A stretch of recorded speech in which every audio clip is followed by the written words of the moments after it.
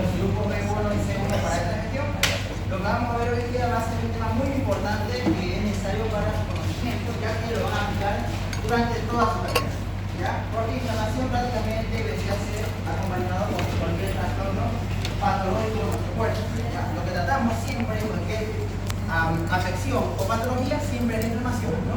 Porque tenemos que tener en cuenta que la inflamación sería una respuesta de nuestro organismo para protegernos de, ¿cómo se llamaba? De noxa. ¿Ya? Cuando hablamos de noxa estamos hablando de agentes extraños en nuestro cuerpo que van a estar atacando a nuestro tejido normal, como por ejemplo agentes físicos, químicos y biológicos, ¿no? Si hablamos de físico, agujas, alfileres, cuchillos, ¿no? Si hablamos de químico estamos hablando de radiación, estamos hablando de sustancias nocivas, químicas como tal, y si hablamos de biológico estamos hablando de microorganismos, como parásitos, bacterias, hongos y virus. ¿Ya? Bien. Entonces, inflamación, van a ver que tiene un ven aquí un dibujito muy bonito, que habla sobre la tetrada de Celsius, que es muy importante, que tiene un valor químico en lo que vendría a ser el tema como tal.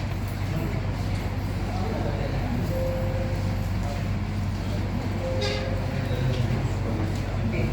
Vamos a ver el concepto como tal de inflamación. ¿Ya? Depende con el docente que ustedes agarren, va a variar un poquito la bibliografía. Si ustedes agarran la materia con el docente del doctor Machado, es con su guía, netamente. ¿Ya? En cambio, si ustedes agarran con el doctor Sangüesa, van a ocupar la bibliografía oficial a nivel mundial, que sería el ROBIS. ¿Ya? El ROBIS es un libro muy bonito que les invito a ustedes a jugar. ¿Ya? Varía un poco con lo que vendría a ser la edición 9 y la 10. Actualmente estamos ocupando la edición número 10, ¿ya? Para ustedes. ¿Qué dice la edición número 10? Que es la actualmente definición de lo que es una inflamación. En este caso, la inflamación es una respuesta de los tejidos vascularizados que transportan leucocitos, vamos a hablar de células muy importantes, que están migrando o viajando por nuestro torrente sanguíneo. Se llaman células centinelas. Estas células están viajando junto con proteínas por nuestra sangre y que van a estar over charge, por así decirlo, cuando haya una invasión extraña a nuestro cuerpo. ¿Para qué? Para que puedan activarse y liberar sustancias para que otras células del sistema inmunológico sean materiales y puedan combatir la infección. Entonces, la inflamación es una respuesta de los tejidos vascularizados que transportan leucocitos y moléculas de defensa. ¿De quiénes son nosotros? Desde la circulación hacia los sitios de infección y lesión celular para eliminar los virus. Esa es la definición que me dice Robbins en la edición número 10.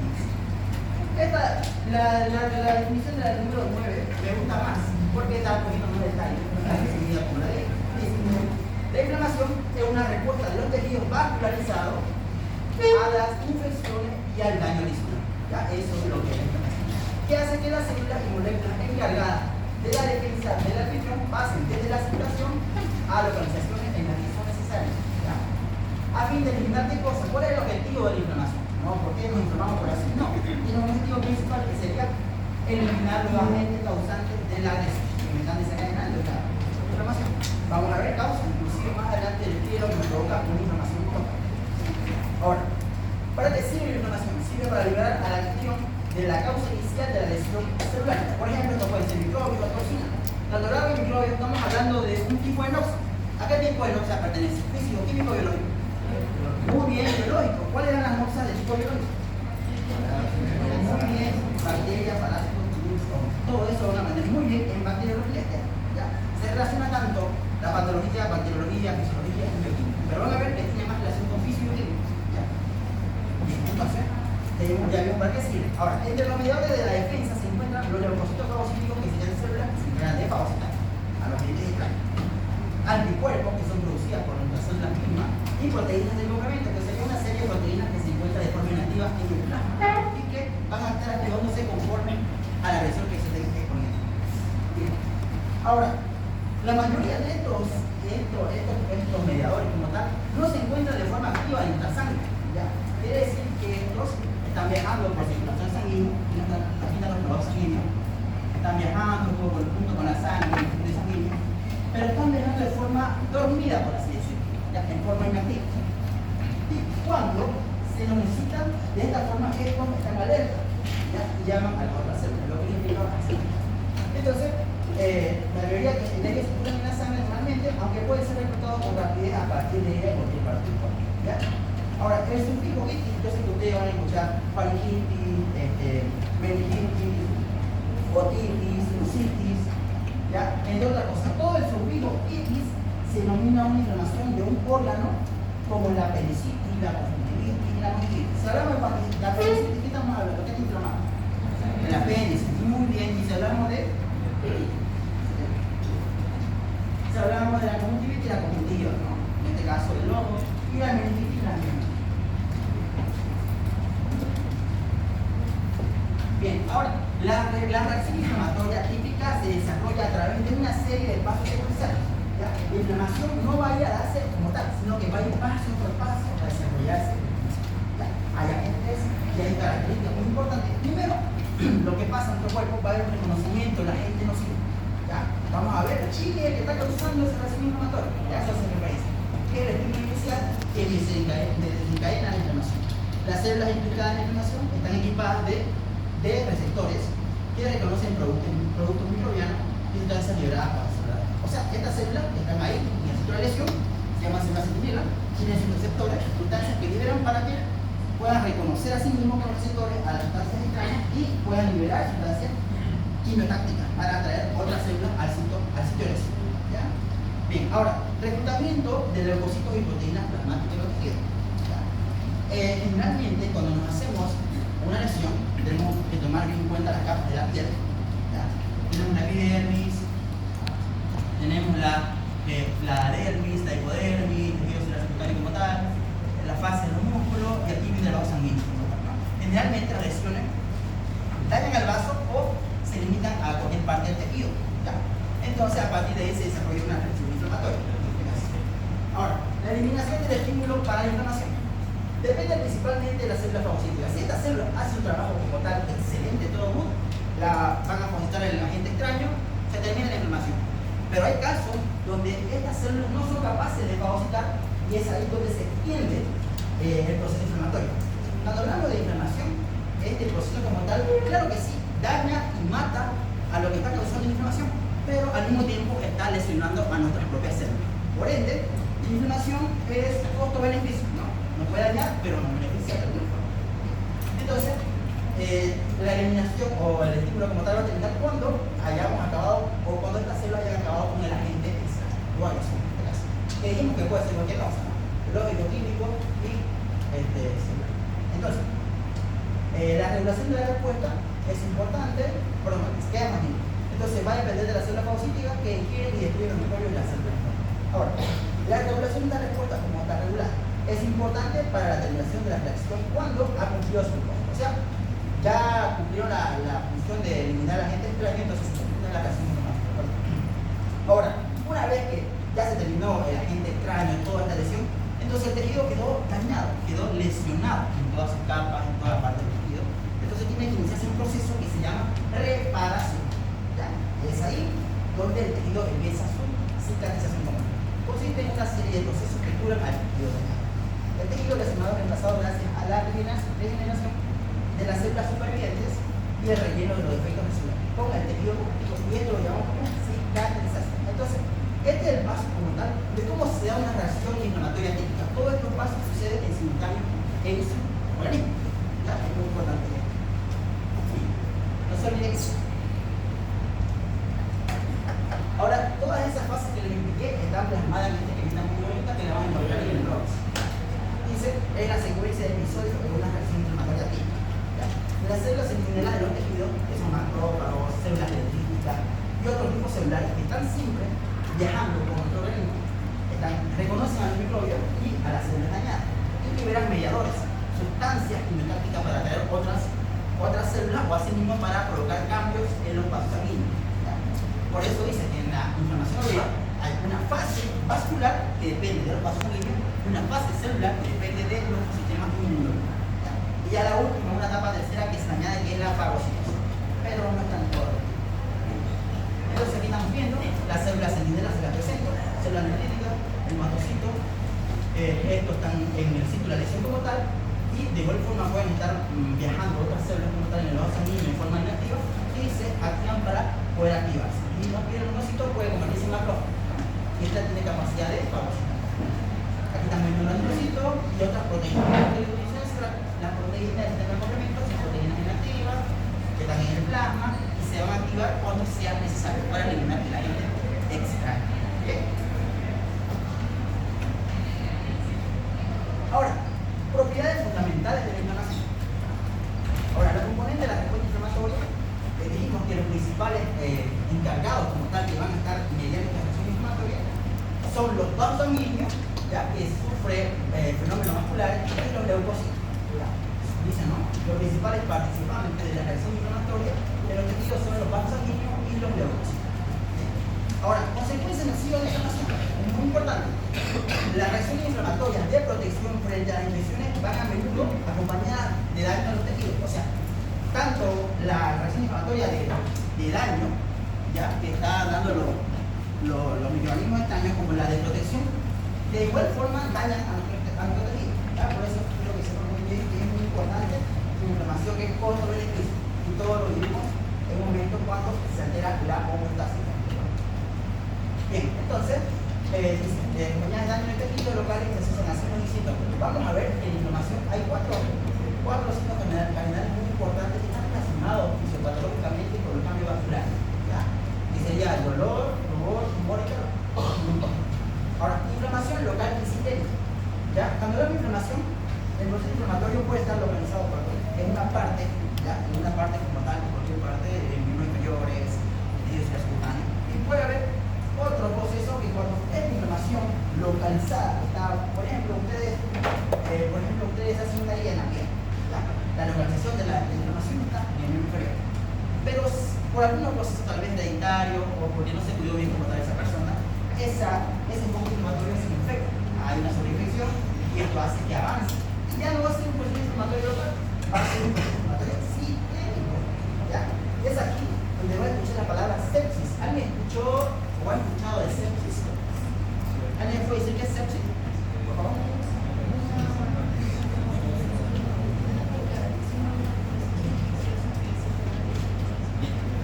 Muy bien. Otro nombre de la sepsis también se llama SIRS, síndrome de respuesta inflamatoria sistémica, ¿ya? Que es un proceso cuando la inflamación ya es generalizada, ¿ya? Y generalmente está dada por reacción inflamatoria causada por sobreinfecciones bacterianas, ¿ya? Principalmente. Y vamos a ver más adelante que hay unos criterios, igual son preguntas que lo tienen que saber ustedes. Entonces, decimos que puede ser local, que se localiza o sistémica cuando se propaga, ¿ya? Ahora, hay mediadores de inflamación. Estos mediadores son liberados por nuestra propia célula o por toxinas bacterianas liberadas por algunas bacterias, ¿ya? Entonces, estos mediadores los liberamos tanto nosotros como nuestra célula, ¿ya? Bien, entonces dice, las reacciones vasculares y celulares de inflamación son encadenadas por factores solubles producidos por diversas células o derivados de toxinas plasmáticas que son generadas o activadas en respuesta a un estímulo. Aquí hay una temita muy bonito de cómo son algunos trastornos agudos y cómo son algunos trastornos crónicos. ¿Ya? Esto lo van a encontrar en el ROMS. ¿Ya? Cuando hablamos de trastornos agudos, vamos a encontrar uno que se llama síndrome de dificultad respiratoria. ¿Qué tipo de células va a estar implicado en esta lesión? Los neutrófilos. Cuando hay un proceso inflamatorio, ¿cuál es la primera célula implicada del proceso inflamatorio? Los neutrófilos. Muy bien, los neutrófilos son los primeros. Entonces, ustedes supongamos, tienen su dedo ahí y se tienen como una espina. La primera célula allá de la lesión y el paciente social va a ser los neutrófilos. Tenemos en el alma, que son los eosinófilos, y en el cuerpo encargado del paciente 4. La glóbulos neutrófilos, que sería una inflamación de los neurons, anticuerpos de complemento, neutrófilos y neutrófilos. Cuando hablamos de shock séptico, son las citocinas encargadas de provocar esto. Cuando hablamos de crónico, van a ver que hay artritis, hay asma, aterosclerosis, fibrosis pulmonar y cada tipo de predominante celular. Esto no es todo memoria, pero para que sepan un ejemplo de cómo son las reacciones inflamatorias de tipo crónica y aguda. Bien, lo que les decía, este químico es muy importante, le va a servir para todas sus materias, lo van a ver en semiología, lo van a ver en fisiopatología, lo van a ver en medicina interna y lo van a ver en interna. ¿Ya? ¿Por qué? Porque con esto, cuando ustedes ven un tono más criterio de esto, van a tomar en cuenta que el paciente puede ser que esté entrando en un cuadro de sepsis, ¿ya? Que dijimos que es una respuesta inflamatoria sistémica. Que es causado principalmente por qué? Microorganismo, por una bacteria, ¿ya?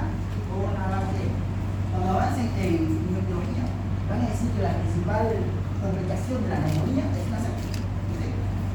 Cuando hay neumonía no curada, hay lesión de tejido pulmonar y la célula que estaba, la tela que estaba implicada en esto, migra por vía sanguínea y provoca un cuadro denominado sepsis.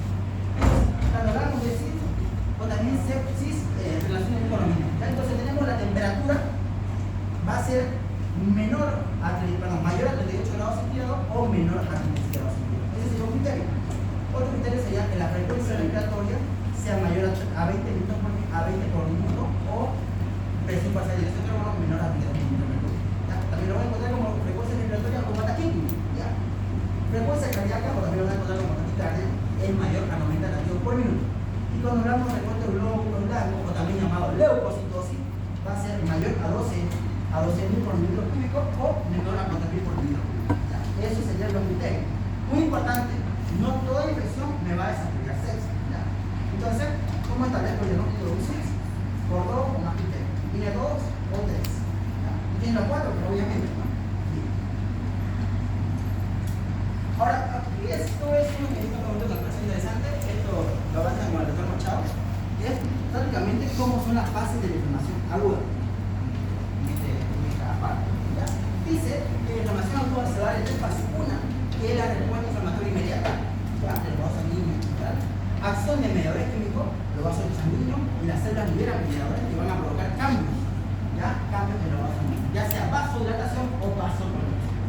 Y cronificación o reparación de los tejidos, que cuando esa lesión no se está erradicando, entonces va a seguir prolongando el foco inflamatorio o el proceso inflamatorio y va a llegar a que se cronifique. En cambio, si se elimina y se erradica el agente o la lesión, el agente que esté provocando la lesión o la inflamación, se va a dar una reparación de tejido. Bien, aquí les presento los principales mediadores químicos que van a estar provocando acción como tal en nuestro cuerpo a nivel sistémico como en los vasos sanguíneos. De los vasos que median la inflamación. Cuando hablamos de vasoconstricción, tenemos sustancias o principales mediadores como la endotelina, el cromosoma 2, ya que el cromosoma 2 es derivado de la cascada de inflamación, ya que lo van a aprender igual, protalandina, el óxido nítrico y la histamina.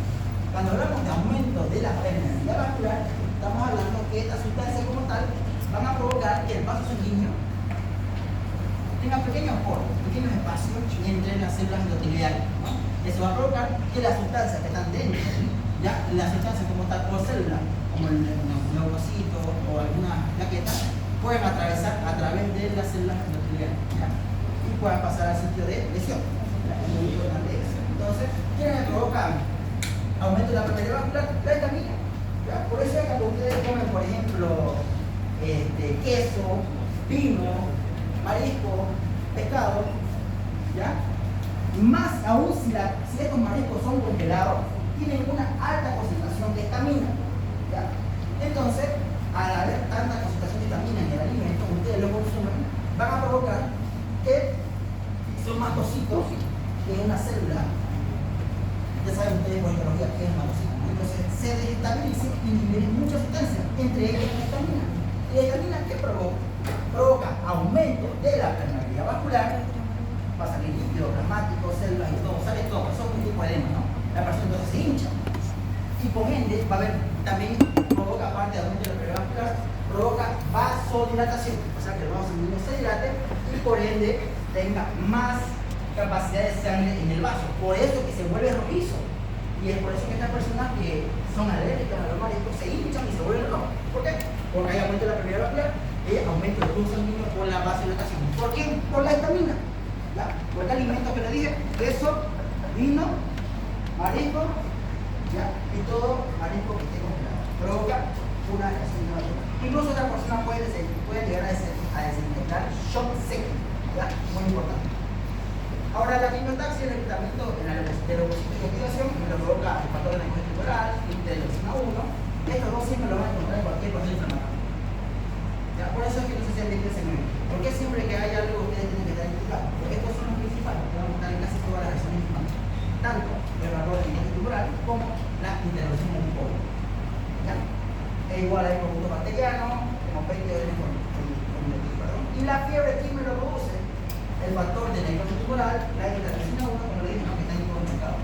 y la prostaglandina. La prostaglandina tiene mayor importancia en el dolor. El dolor. La prostaglandina es. ¿Alguien sabe más o menos por qué? A ver, ¿alguien sabe más o menos cómo va la cascada de inflamación?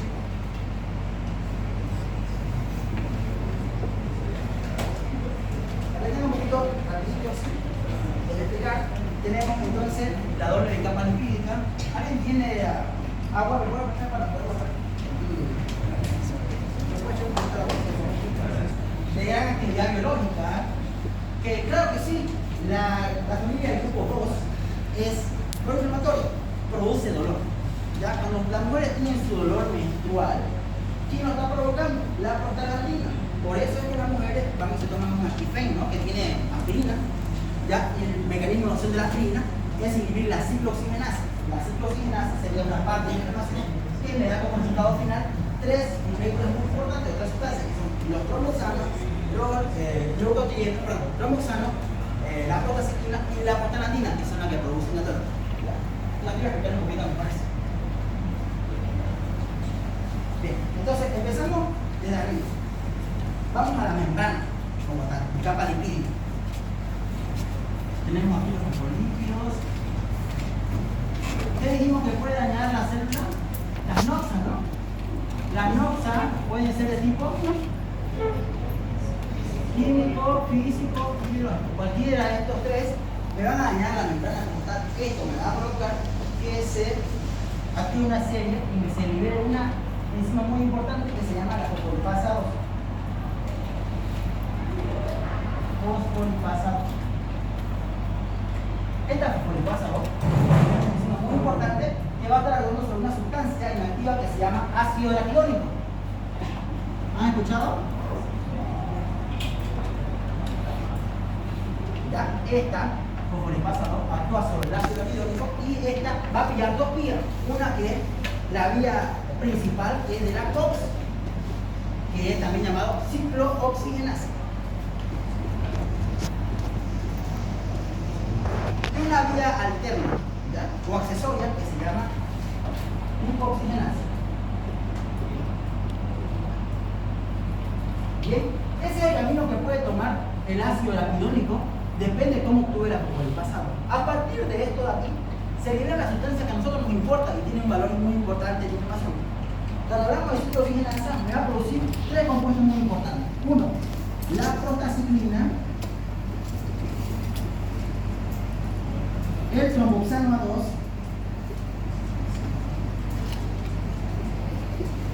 y la prostaglandina, que lo que mencioné, que es obligación de tipo 2. ¿Por qué ponen siempre tipo 2? Pasa, resulta y acontece que la tipo 1 y la tipo 3 son antiinflamatorias. La única que es proinflamatoria, que provoca dolor, es la familia grupo 2. ¿Ya? Entonces, porque sepan eso muy bien, cuando hablan de prostaglandina, siempre piensan que es la familia de tipo 2, no tipo 1 y 3, porque son antiinflamatorios. Entonces, ¿qué me produce la prostaglandina? Me produce dolor, el dolor que ustedes tienen en cualquier inflamación, cualquier proceso, faringitis, me duele la garganta, es por la prostaglandina. Inclusive en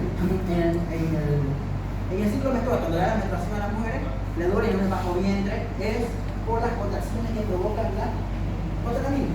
Entonces, dijimos que la prostaglandina produce dolor. Ahora, ¿qué hace el tromboxano A2? ¿Por qué tiene un valor muy importante en los pacientes con COVID? En los pacientes con COVID, como tal, la gente no moría por el virus como tal, sino las consecuencias que le provocaba el COVID, que desencadenaba un síndrome de respuesta inflamatoria sistémica, donde la inflamación que producía el COVID directamente se iba a producir en exceso tromboxano A2.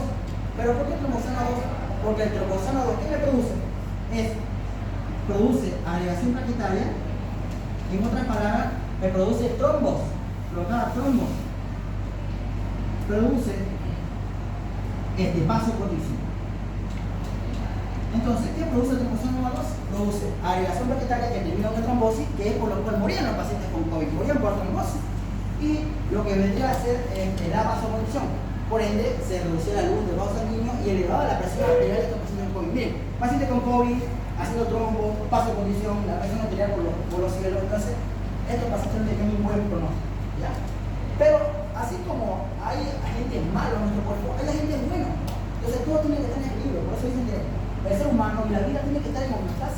regulando, ¿no? Aquí tenemos la prostacyclina.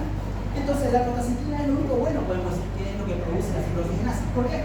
Porque si esta producía agregación planetaria, esto produce lo contrario, inhibe la agregación planetaria. Es inhibición de la agregación planetaria. Y este producía vasoconstricción, este me va a producir vasodilatación. Entonces, en perfecto equilibrio, como todo debe estar. Pero, ya les mencioné lo que pasaba hoy, ¿no? Generalmente, la inflamación se iba por la vía de cloroxano y producía trombo que da miedo, ¿ya? Y los pacientes morían por tromboembolismo pulmonar, ¿ya? Por trombosis. Ahora sí, pero la lipoxigenasa ¿qué me produce? Produce una sustancia llamada leucotrieno. ¿Han escuchado de leucotrieno? Porque es muy importante los leucotrienos en los pacientes con asma. Porque el leucotrieno, su principal acción es provocar una broncoconstricción. ¿Alguien me puede decir qué es broncoconstricción?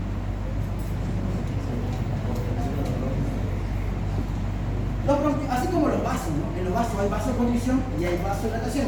En los bronquios sucede lo mismo. Hay broncoconstricción, se reduce la luz, por ende pasa menos aire y menos hematosis. Y por ende disminuye, ¿no? Entonces, cuando hablamos de broncodilatación, el bronquio se hace más grande. Más aire, más hematosis, paciente respirando más. Entonces, eso es lo que sucede con el leucotrieno. El leucotrieno produce broncoconstricción.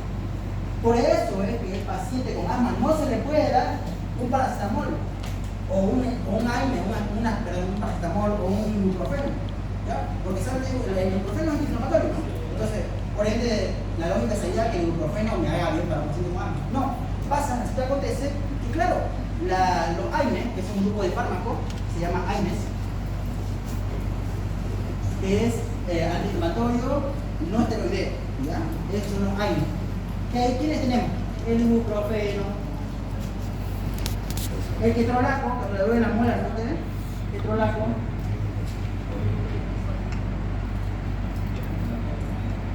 Indometacina. Y un corado. ¿Corado por qué? Porque hace su misma función, pero no del todo, el paracetamol. Entonces, ¿qué es lo que sucede? Entonces, mi paciente está con asma, le voy a dar un AINE para que se mejore y haya broncohidratación. No. Yo, por ejemplo, le puedo dar un ibuprofeno, no. ¿Por qué? Porque los AINE como tal tienen el mismo mecanismo. Todo esto aquí. El AINE no va a ir adentro celular y va a provocar esto. Solamente inhibe la ciclooxigenasa. Entonces, ya no va a haber agregación planetaria, no va a haber trombosis, no va a haber broncoconstricción, no va a haber dolor. ¿Pero qué va a haber? La inflamación entonces ya no se va a ir por aquí. Va a ver que está cerrado este lado, entonces se va a ir por el otro lado. ¿Qué va a producir? Entonces, ¿creen que va a mejorar al paciente? No, lo empeoran al paciente, lo pueden matar si ustedes le dan a un paciente ibuprofeno, un paciente que está peor con asma, ¿ya? No ibuprofeno al paciente con asma, ¿ya? Por favor. Porque la vía inflamatoria se va por la lipoxigenasa, ¿ya? Es como que busca por dónde salir, ¿ya? Y por ende la salida mejor va a ser por la lipoxigenasa y se produce broncoconstricción. Entonces, el mecanismo de acción de los AINE es inhibir la ciclooxigenasa. Inhibe la ciclooxigenasa, no hay dolor, no hay regulación planetaria, no hay vasoconstricción, por ende podríamos decir que baja la presión arterial hasta cierto punto, ¿ya? Entonces esta es la cascada de información, chicos. Así es como funciona. Ahora hay otro grupo de fármacos, perdón si me entiendo el patrón, es que hay un grupo de fármacos que se llaman glucocorticoides. ¿Han escuchado? Sí. Que son los antiinflamatorios más potentes que existen en nuestro mundo, en nuestro medio. ¿Cuál es su mecanismo de acción del glucocorticoide? Inhiben la cascada desde el inicio, desde que nace. Inhiben las ovolipasa 2. Si no hay ovolipasa 2, no hay inflamación. Así de sencillo, ¿ya? Por eso los pacientes con polio que están internados en terapia intensiva, dexametasona en apoyo, para que no se produzca ningún proceso inflamatorio. ¿Ya? Eso es lo que hace los glucocorticoides. ¿Y qué grupo hay ahí? Prednisona, metilprednisona, dexametasona. Les menciono esto porque es muy importante relacionar los clínicos, ¿ya? Yo siempre, si es que agarran conmigo, yo siempre voy a tratar que ustedes aprendan clínicamente y molecularmente, ¿ya? Pero más nos interesa a nosotros que ustedes aprendan clínicamente, ¿ya? Porque nosotros vamos a ser médicos, no vamos a ser químicos, no vamos a ser médicos, ¿ya? Bien. Entonces, eso es como tal la cascada de información. ¿Alguna duda sobre la cascada de información, chicos? Buenas. No entendí bien, digamos, cuál era el proceso. ¿Es un proceso como un ciclo? Es como un ciclo. Primero agarra, viene una noxa, cualquiera, químico, físico, biológico, presiona lo que debería ser el políptico, la doble biológica, y por ende se desarrolla una serie, así como chiquita, donde se libera a nivel celular una enzima que se llama coprolipasa 2. Al mismo tiempo se libera una sustancia que se llama ácido tiónico, ¿ya? Que sería prácticamente una materia prima, que el coprolipasa 2 actúa sobre el ácido tiónico para que se desarrolle la hemofilia, la ciclooxigenasa y la lipoxigenasa. Esto pasa generalmente, esto es inflamación, chicos. Esto es lo que ustedes dicen, ¿qué es inflamación? ¿Qué es inflamación? Así va la inflamación. Ahora, aquí que veamos molecularmente, paso por pasito, qué pasa con las células, pero se resume en esto. Esto es lo que sucede a nivel intracelular. Ya creo que se pone muy bien. Entonces, la inflamación como tal, el proceso inflamatorio busca dos vías. Entonces, por medio de la ácido tiónico, la ciclooxigenasa y la lipoxigenasa. Eso es lo normal. ¿Ya? Eso es muy importante. Y eso termina. ¿Ya? Generalmente, actualmente, ahorita mismo, ustedes tienen una ciclooxigenasa fisiológica. ¿Ya? ¿Por qué fisiológica? Porque la proteína a nivel gástrico inhibe la secreción gástrica. Es una protectora gástrica. Entonces tiene que haber proteína en nuestro cuerpo. ¿Ya? Proteína fisiológica. ¿Ya? Pero no la voy a complicar con eso. Lo que sepan es que la cantidad de inflamación y que así funciona. ¿Ya? ¿Quedó claro, chicos? ¿Entendió el último de atrás? ¿Qué me produce la lipoxigenasa de ahora? ¿Me escucha? ¿Qué me produce la lipoxigenasa? ¿Nada? ¿Alguien sabe? Leucotrieno. ¿Y cuál es lo que produce? ¿Qué es lo que produce el leucotrieno? ¿Y le puedo dar un ibuprofeno a un paciente con asma? ¿Por qué? Porque solo inhibe la ciclooxigenasa. El proceso inflamatorio se va a ir por dónde? Lipoxigenasa, leucotrición y lo mata a mi paciente. ¿Ya? Así es sencillo. Para asma se da salbutamol, que eso es como lo que entonces ya saben que me produce fiebre, dolor o la división. Silencio, por favor, chicos. ¿Ya? Bien, ahora, ¿cuáles son las propiedades fundamentales de lo que vende? Se lo que es lo mismo que le voy a hacer. Vamos. Bien, vamos a ver que va a haber una inflamación aguda y una inflamación crónica.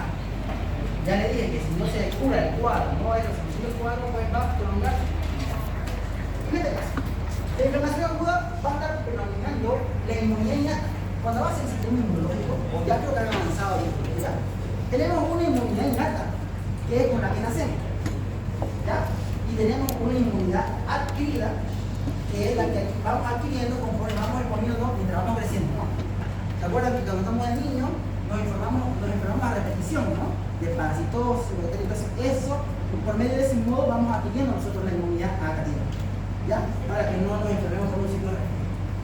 Entonces, tiene inflamación aguda, respuesta rápida, que va a ser de respuesta rápida, que va a durar más o menos minutos o horas, se va a terminar. Duración va a ser breve, puede durar horas o pocos días, y su resolución es espontánea. ¿Qué quiere decir? Que yo no tengo que tomar ningún fármaco o alterar mi biología celular humana para que se tenga el cuadro. Solito se soluciona. Ahora, ¿cuáles son las características de esto? Exudado de fluido y proteína plasmática, o sea, quiere decir que sale plasma y proteína al líquido intersticial o a cavidades. Eso lo conocemos como edema. ¿Qué es edema? Acumulación de líquido en el espacio intersticial. Ahora, migración de leucocitos polimorfonucleares y neutrófilos. Migración quiere decir que de esta parte de nuestro cuerpo vienen al sitio de lesión y pasan desde el derecho vascular hacia el intersticio. Eso se llama migración, después de decir transmigración, tiene muchos nombres. ¿Ya? Entonces, eso es lo que lo caracteriza como tal la inflamación aguda. Ahora, si la respuesta no es radical al estímulo, la reacción puede evolucionar. O sea, quiere decir que si esa fase que le mostré o esa respuesta no hace su trabajo como tal, la inflamación va a evolucionar a inflamación crónica, donde aquí ya no actúa los neutrófilos, la inmunidad innata, actúa la inmunidad adaptativa. Que la duración es prolongada, provoca mayor destrucción de los tejidos. ¿Cuáles son las características como tal? Hay proliferación de vasos sanguíneos y depósitos del tejido conjuntivo, o sea, fibrosis. Hay leucocitos mononucleares. Aquí ya no son polimorfonucleares, aquí solo son mononucleares. ¿De qué estamos hablando? Linfocitos y macrófagos. Pregunta de examen. Con cualquiera de los dos docentes, pregunta siempre: ¿qué tipo de celular va a estar mediando la inflamación aguda como la crónica? ¿Y mediaba la inflamación aguda? ¿Y la crónica? Bien.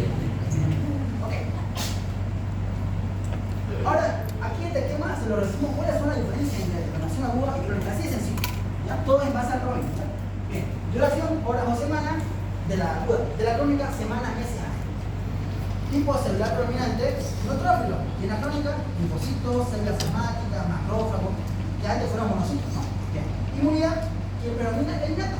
Y aquí, la crónica, le da por células. Perdón, le digo por células.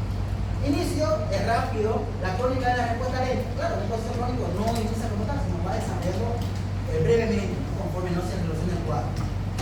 Respuesta, reacciones de tejido ante la lesión inmediato, y aquí reacciones persistentes, o sea que lo que provoca la inflamación crónica es que hay un daño persistente y si no se radica, pues va a evolucionar crónicamente. La respuesta vascular, aquí es prominente y aquí va a ser menos importante. ¿Por qué prominente en la aguda? Porque cuando estamos frente a un proceso inflamatorio agudo, como tal, que vamos a ver en una pregunta, es más prominente en el vaso sanguíneo. ¿Por qué? Porque aquí estamos viendo que en este sitio de lesión hay un aumento en la permeabilidad, hay una vasodilatación y por ende hay mayor flujo sanguíneo y eso le da el color rojizo a la lesión. ¿Ya? Y está hinchado, ¿por qué? Porque hubo aumento de la permeabilidad. ¿Cuál es la sustancia que provocaba aumento de permeabilidad y vasodilatación? Muy bien, la estamina, ya hemos hablado hace rato. Muy importante eso.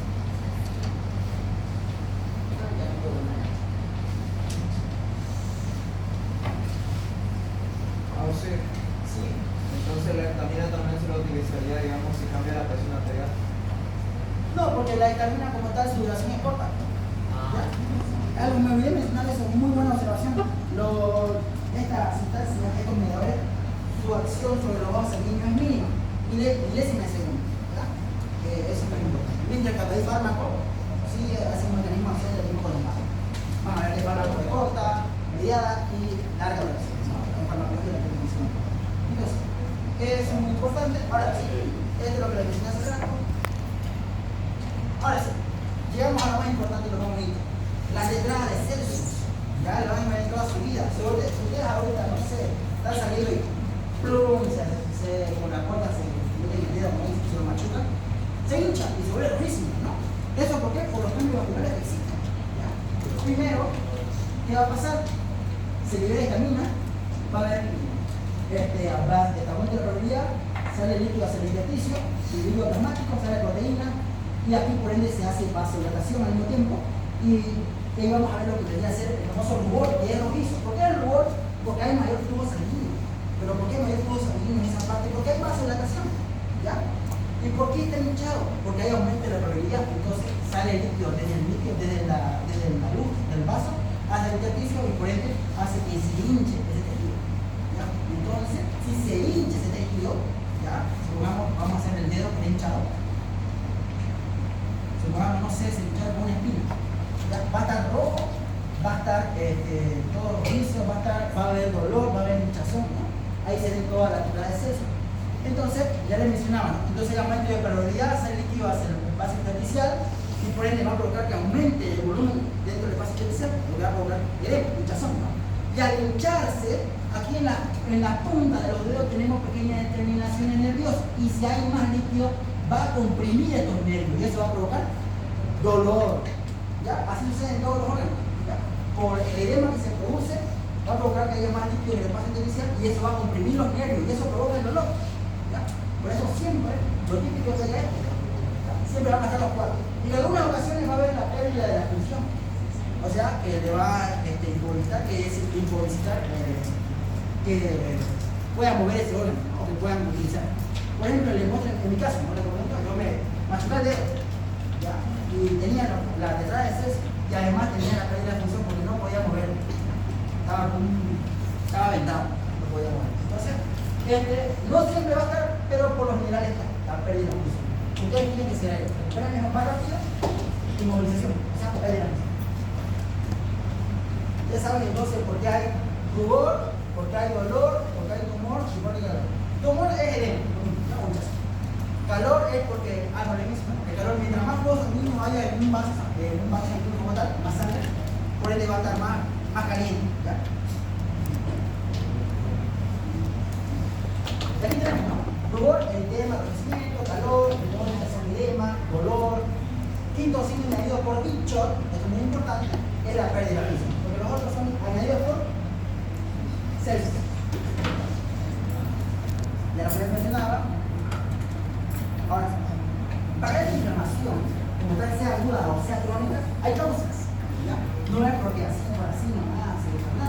Va a haber infecciones, bacterianas, víricas, públicas, van a estar.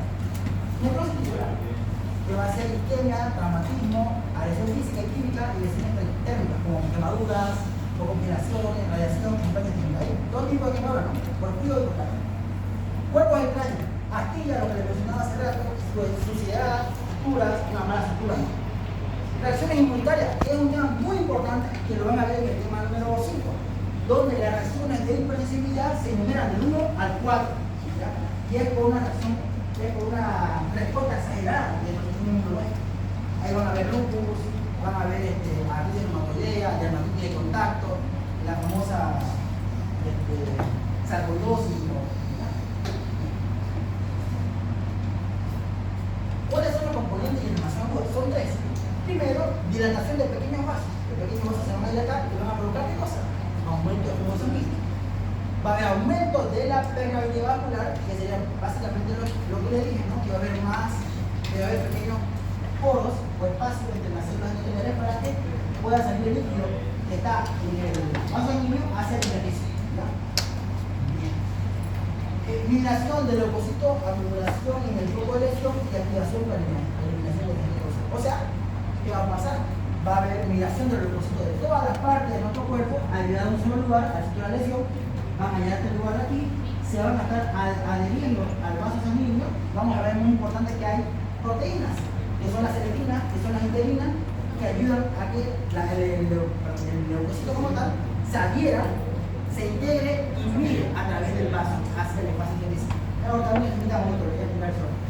Entonces, llegan los leucocitos al sitio de lesión, migran, porque hay aumento de la permeabilidad vascular, o sea, hay más espacio para que puedan pasar el intersticio y van a hacer su trabajo, matar o fagocitar a la gente extraña. Escucho una voz, ¿de quién es? Okay. Entonces, es muy importante, esas son las fases, así sucede, los 3 componentes principales de la inflamación aguda. Ahora, ¿qué va a pasar con las reacciones del vaso sanguíneo? Va a haber cambios en el flujo sanguíneo y va a haber más permeabilidad del vaso para optimizar el movimiento de las proteínas plasmáticas y los leucocitos. Tienen que pasar proteínas y leucocitos desde el vaso sanguíneo hacia el sitio de lesión, o sea, en el espacio intersticial, para que puedan eliminar a la gente extraña. Ahora sí, tanto para abandonar el torrente circulatorio como para dirigirse a localizaciones de infección o la lesión. Es muy importante. Ahora, cambios en el flujo de calibre de los vasos. Lo que les mencionaba, vasodilatación, que me lo conocen, la vitamina, principalmente, pregunta de examen. Sobre el músculo lisovascular, una de las primeras manifestaciones precedida por vasoconstricción. O sea, cuando hay una lesión como tal, chicos, se meten ustedes en una astilla, primero hay una pequeña vasoconstricción refleja, y el ratito se vasodilata el vaso sanguíneo. ¿Para que sea el flujo de sangre más lento y las proteínas, como las células que estaban viajando por la sangre, vayan más despacio y se puedan adherir al endotelio, se puedan hacer ejercicio. Por eso no es por nada, todo es por algo. ¿Ya? Entonces, el resultado final, ¿qué va a ser la vasodilatación? Flujo sanguíneo aumentado, calor y enrojecimiento. O sea, vamos a tener acá calor y rubor. Y eritema. Eritema es la zona rojiza. Reduce la velocidad del flujo de la sangre, la concentración de eritrocitos y aumenta la viscosidad. Eso es muy importante. Mientras más vasodilatación haya en el cuerpo, va a ser más viscosa la sangre. Es muy importante. Si tienen duda, por favor, háganme saber. O estoy yendo muy rápido. ¿Me están entendiendo? A ver, díganme quién me está entendiendo. Porque este es un tema muy bonito. Y todo es bonito. Para que no digan que me estoy entendiendo. No, todos tengan razón.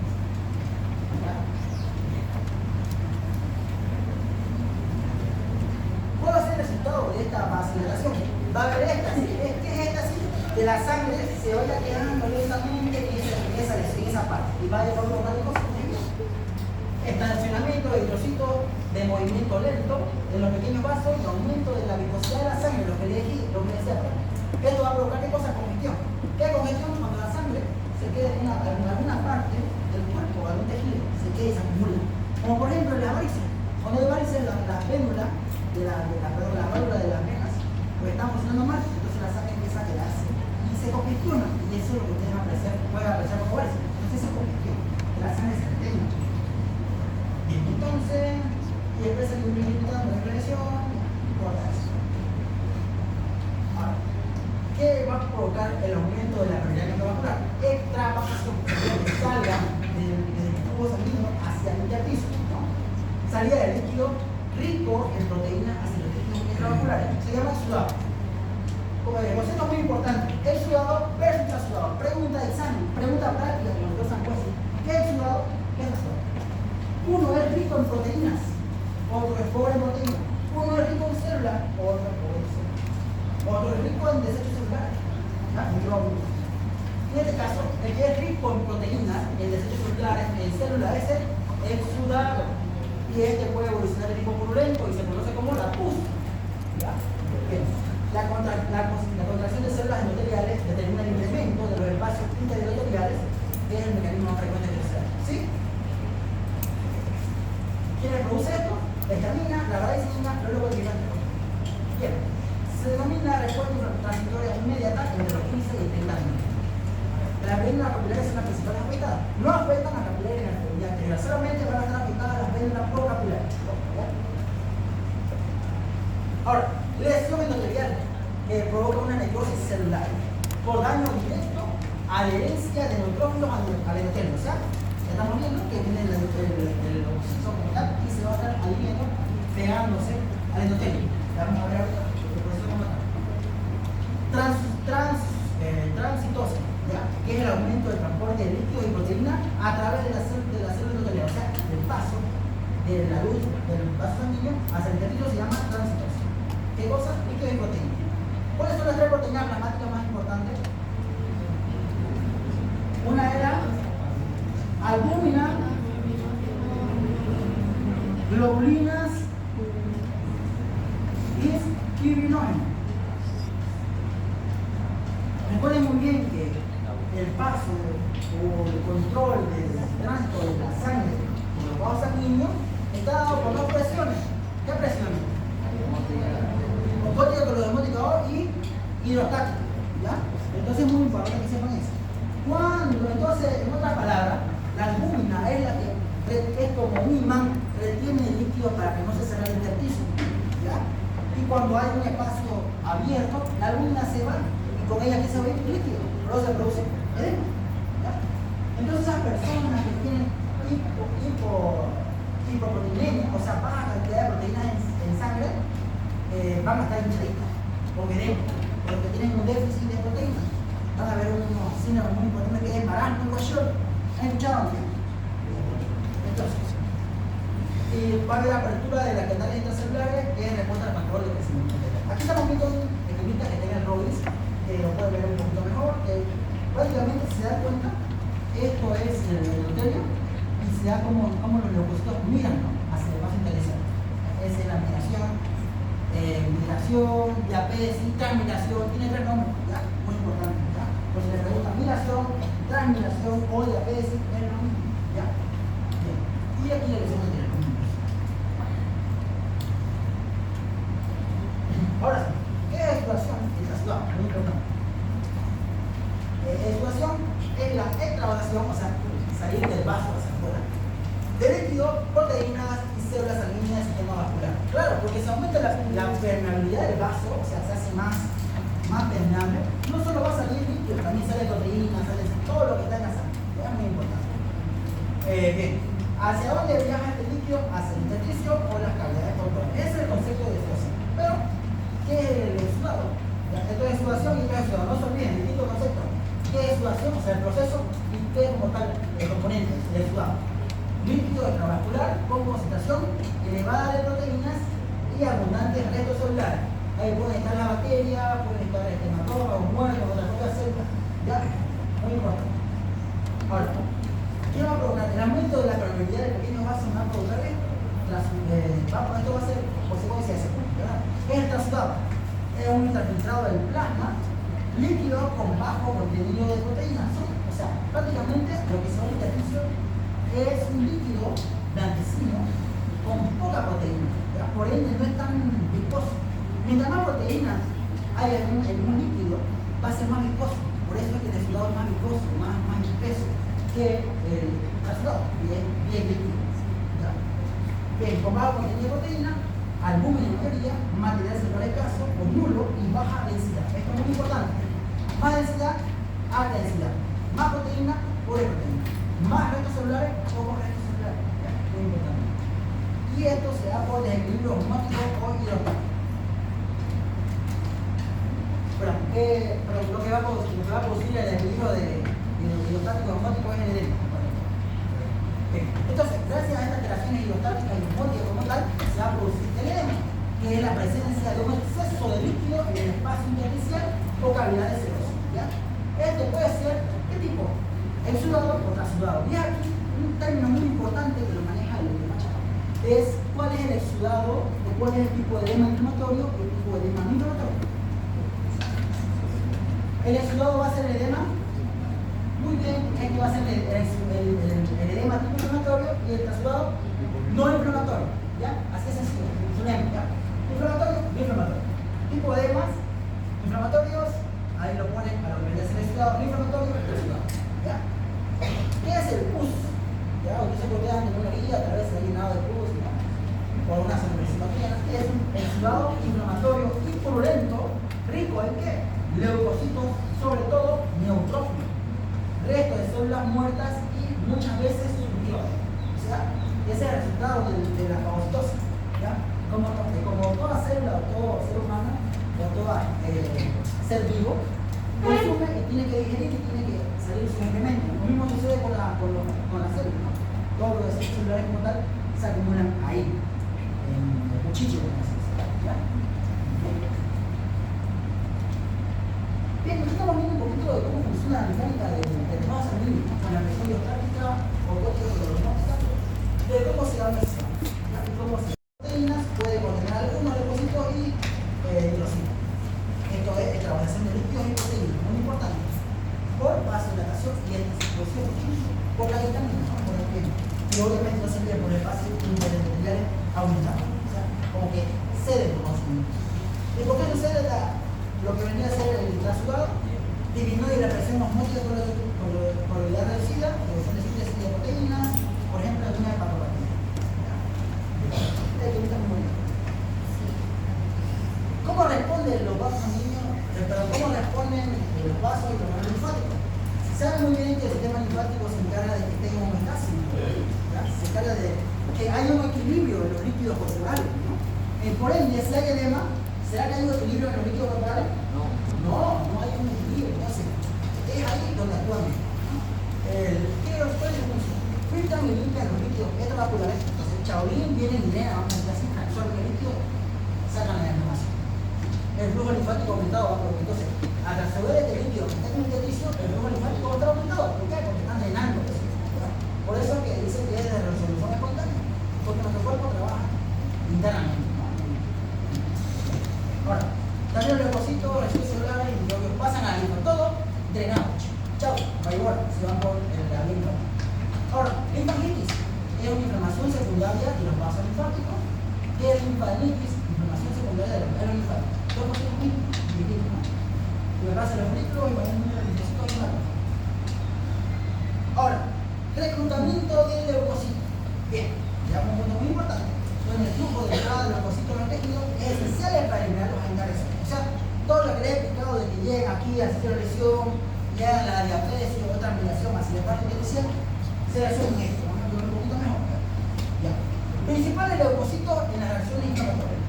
Estos se llaman también fagocitos. ¿Por qué? Porque tienen la capacidad de fagocitar los neutrófilos y los macrófagos. Ingieren y destruyen microorganismos en el tejido necrótico y sustancias extrañas. O sea, chao y los fagocitos. Producen factores de crecimiento. ¿Para qué? Para que pueda empezar el proceso de reparación del tejido. ¿Ya? Muy importante.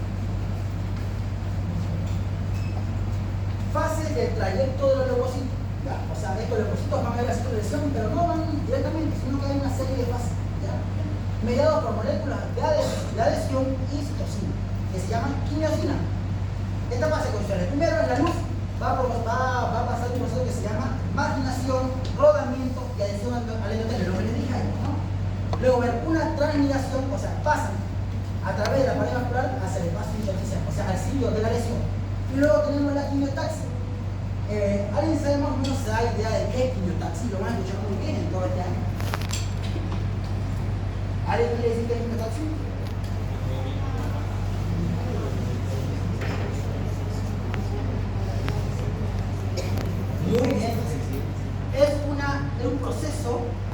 deseñalización, que puede ser tanto, o sea, aquí en el sitio de lesión, las células que nos están atacando, la bacteria, comen nuestro tejido y se deflecan, como decía, liberan toxinas, y esas toxinas que liberaron, esas pequeñas partículas que liberan las bacterias, son sustancias quimiotácticas, actúan como sustancias quimiotácticas. Quiere decir que están en nuestro organismo y son como si fueran un imán, ¿ya? Y atraen a todas nuestras células del sistema inmunitario. Eso es la quimiotaxis. Cabe resaltar, que tanto lo pueden producir los agentes extraños como la bacteria o parásitos virus, como lo pueden producir nuestras propias células del sistema inmunitario. ¿Ya? Muy importante. Es un proceso de señalización. Bien.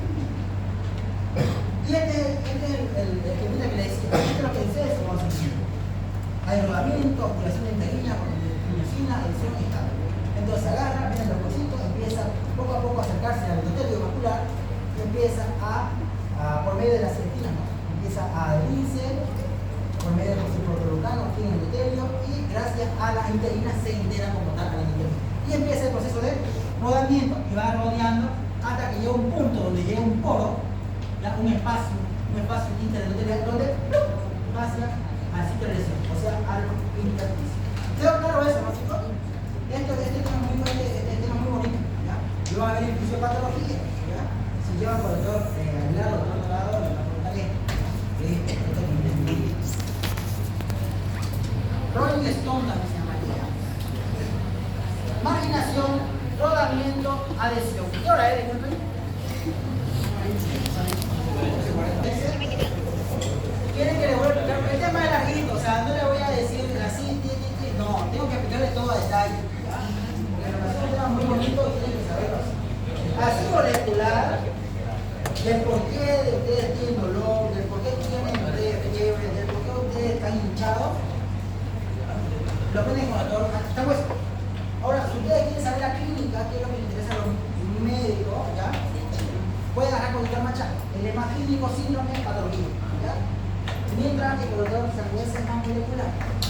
Esa es la diferencia, si me preguntan la diferencia entre el doctor Machado y el doctor Sangüesa. ¿Ya?